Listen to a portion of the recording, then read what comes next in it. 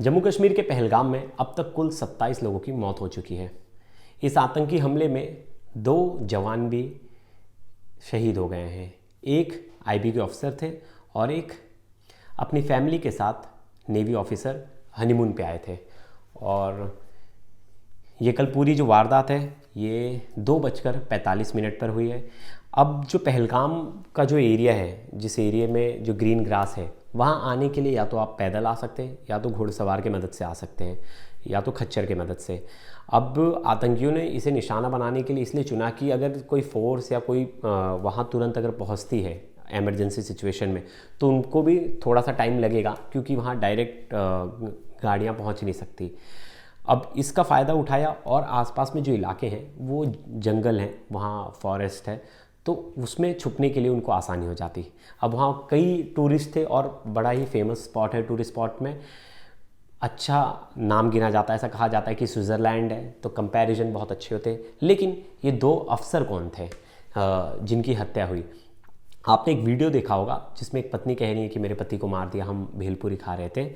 वो हैं navy officer lieutenant विनय नरवाल। ये हरियाणा के रहने वाले हैं और इन्हीं की वाइफ की सबसे पहले हमने वीडियो देखी थी। 4 दिन पहले ही शादी हुई थी, यानी 16 अप्रैल को शादी हुई थी।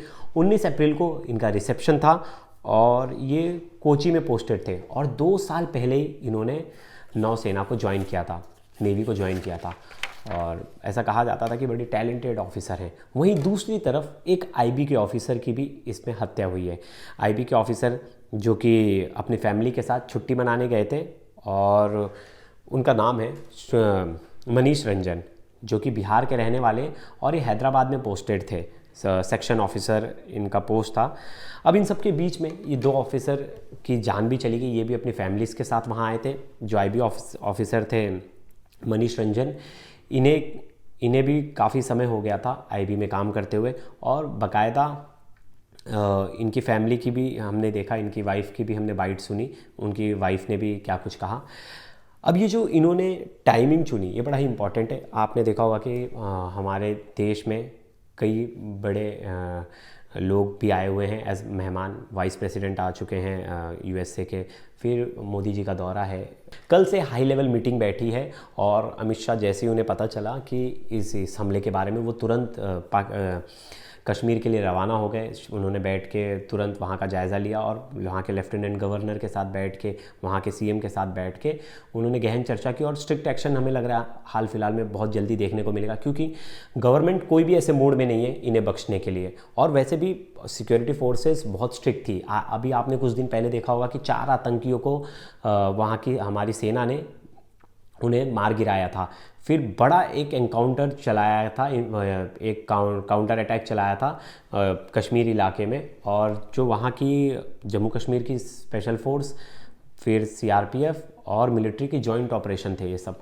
और इन्होंने ठीक ठाक ऑपरेशंस करके उस एरिया को नियंत्रण में ले लिया था। लेकिन ये हाल फिलहाल में एक बड़ा हमला कहा जा सकता है, क्योंकि इस तरह का हमला भी पिछले कुछ सालों में हमें देखने को नहीं मिला। लेकिन इम्पॉर्टेंट है अब कि फटाफट इनको मुंह तोड़ जवाब दिया जाए। और कल से ही मैं आपको बताना चाहूँगा, कल से ही 20 टुकड़ियाँ लग चुकी हैं इनको ढूंढने में, और अलग अलग जगह सर्च ऑपरेशन चल रहे हैं। एक लोगों से पूछताछ की जा रही है, बारीकी से वहाँ उस एरिया की जाँच की जा रही है। आपको पता होगा, मैं आपको एक बार नाम बताना चाहूँगा पहलगाम हमले में मरने वालों और घायलों के नाम। एक है मंजुनाथ, जो कि कर्नाटका के रहने वाले हैं। शिवम मोगा कर्नाटका के, लेफ्टिनेंट विनय नरवाल हरियाणा के, हिमांशु नरवाल भी हरियाणा के हैं, शुभम द्विवेदी यूपी के हैं, दिलीप डेसल महाराष्ट्र के हैं, अतुल मोहन महाराष्ट्र के, सैयद हुसैन शाह अनंतनाग के हैं, दिनेश मनरिया छत्तीसगढ़ के, मनीष रंजन हैदराबाद, संजय लेला हिम्मत कालथ, प्रशांत कुमार रामचंद्र, शैलेंद्र कपालिया। और ये भी सामने आ रही है बात कि लश्कर तोयबा ने इसकी पूरी जिम्मेदारी ली है। जो मीडिया रिपोर्ट्स बता रहे हैं कि ये जो लोग हैं जो आतंकी इस हमले में शामिल हैं, वो कहीं ना कहीं लश्कर तोयबा के ग्रुप से जुड़े हुए हैं, जो कि टीआरएफ निकल कर आ रहा है सामने। टीआरएफ ने लिए। इससे पहले भी कुछ टाइम पहले, 2 महीने पहले जो हमला हुआ था, एक टूरिस्ट लोगों पे ही इन्होंने हमला किया था।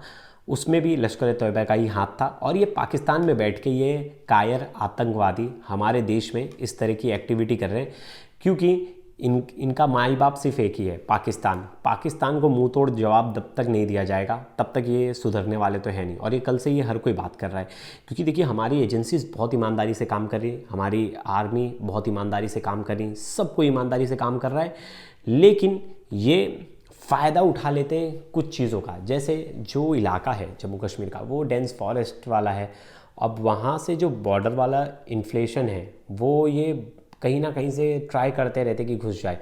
ये देखिए ये ऐसा नहीं हो कि बहुत सारे आतंकवादी आए होंगे और बहुत सारे लोगों को इन्होंने गोली मार दी, ये कायर आतंकवादी 1 2 या 3 ही होंगे, लेकिन इन्होंने अंधाधुंध जो फायरिंग की, पूछ के मारा जो, वो बड़ा ही हैरान करने वाला है। और ये जानबूझकर इस समय में हुआ कि जिससे देश की छवि खराब हो। और आपको पता होगा अब हालात सुधरने लगे थे जम्मू कश्मीर में और टूरिज़्म बढ़ रहा था, वहाँ के लोगों को रोज़गार मिल रहा था, वहाँ सरकार आ गई थी, सब कुछ सही तरीके से चल रहा था, लेकिन वहाँ की स्थिति बिगाड़ने के लिए आतंकवादियों ने ये कायराना हरकत की है। और इसका देखिए मुंह तोड़ जवाब मिलेगा। ये लगता है भूल गए, ये लगता है जो हमारे अटैक्स है, एयरफोर्स के अटैक्स है, वो ये सब भूल गए और इन्हें जल्द वो अटैक्स याद दिलाने पड़ेंगे कि कैसे भारत ने घुस के अंदर इनके घर में घुस के इन्हें मारा था। अब समय आ गया और मुझे लग रहा है जल्द ही ऐसी कोई बड़ी खबर आएगी जिसे सुनकर हमें हैरानी नहीं होगी, क्योंकि हमें पता है कि हमारी सरकार चुप नहीं बैठेगी और इनको मुंह तोड़ जवाब देगी। आगे मैं और सारे अपडेट लेके आऊँगा इस आतंकी हमले से जुड़े। आप मेरे साथ बने रहिएगा क्राइम तक पर। धन्यवाद।